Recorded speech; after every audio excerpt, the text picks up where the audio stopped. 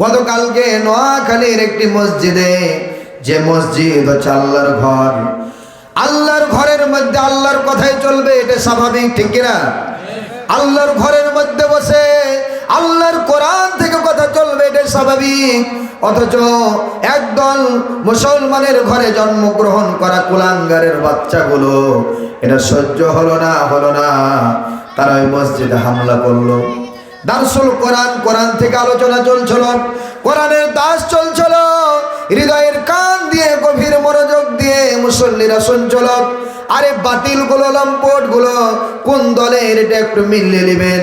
ওই শয়তান গুলো, মুনাফিক গুলো মসজিদে গিয়ে হামলা করে, ভাঙচুর করে, ঠাইগুলোকে ভেঙে দিয়ে, দরজাগুলোকে ভেঙে দিয়ে মুসল্লিদেরকে মারধর করে, কারো মাথা ফুটিয়েছেন, কাউকে ক্ষতবিক্ষত করেছেন, অজ্ঞান হয়ে গিয়েছে, মেডিকেলে গিয়েছে। বলেন তো এরা কি মুসলমান না মুনাফিকের বাচ্চা? মুনাফিক। কি এরা মুসলমান? এরা মুসলমান হতে পারে না। এরা ক্ষমতাতে এসে কি করবে? জাতি ক্ষমতাতে যাওয়ার আগেই যদি লুটে পুটে খায়, কোরআনের প্রতি আঘাত আনে, মুসল্লিদেরকে মারধর করে, ক্ষমতায় গেলে কোনো মুসলমানকে বাংলার জমিনে রাখবে না। কথা ঠিক কিনা বলো?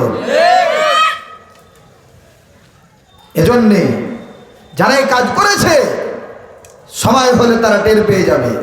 এই অন্যায়গুলো করার কারণে, আল্লাহর সাথে পাল্লা দেওয়ার কারণে, কোরআনের বিরুদ্ধে চলে যাওয়ার কারণে, এই কোরআনের সাথে বেয়াদবি করার কারণে 16 বছর যাদের ক্ষমতা ছিল, তারা ক্ষমতার মসনদ থেকে তারা দিল্লি পালিয়ে গেছে। কথা ঠিক কিনা?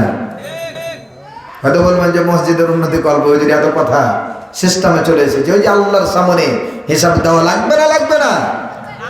আল্লাহ নরম হিসাব নেবেন, গরমটা নেবেন না। কাকে হত্যা করেছে, কি কারণে করেছে, কেউ হত্যা করতে বলেছিল, তাদের হুকুমে হত্যা করেছে, সব হিসাব আল্লাহ নিয়ে ছাড়বে, ঠিক কিনা?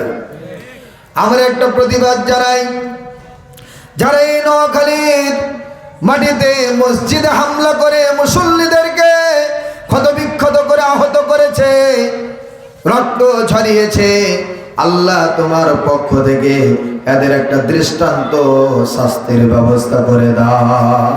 চাই না আল্লাহর ঘর মসজিদে হামলা করবে আর মুসলমান বসে থাকবে, জান্নাত পাওয়া যাবে? এজন্য তীব্র নিন্দার প্রতিবাদ জানাই। আল্লাহ তোমার পক্ষ থেকে তুমি একটা ফায়সালা করো, তাদের একটা দৃষ্টান্তমূলক একটা শাস্তির ব্যবস্থা করো। কোরআন আঘাত করেছে, মুসল্লিদেরকে আঘাত করেছে, তোমার ঘরকে ভাঙচুর করেছে, আল্লাহ করবে না?